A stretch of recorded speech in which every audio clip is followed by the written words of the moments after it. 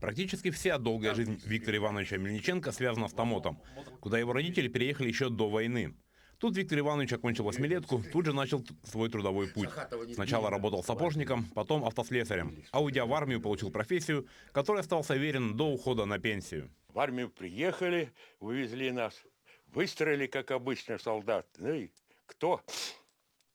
Вроде, рассказывайте, у кого какая специальность. Ну и до меня очередь зашла, а я говорю, я автослесарем работал. Шофером хочешь? О, какое желание с шофером. Все, пойдешь на школу, автошколу учиться на шофера. После армии вернулся в Томот и устроился шофером в Алдан-Слюда. И без малого 56 лет провел за рулем и сколесил вдоль и поперек весь Алданский район.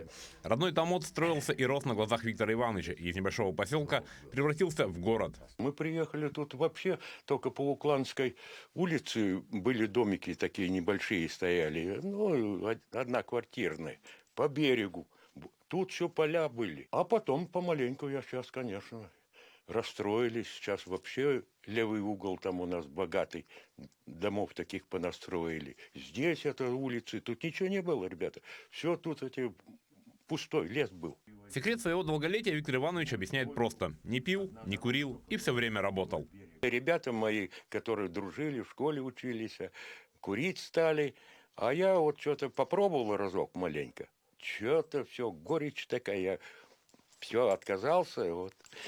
Ну и вот и работал, и по малолетству. Как-то у меня это ни водка не шла, не употреблял как-то. Вот. Может, это что-нибудь повлияло. Ну и трудился.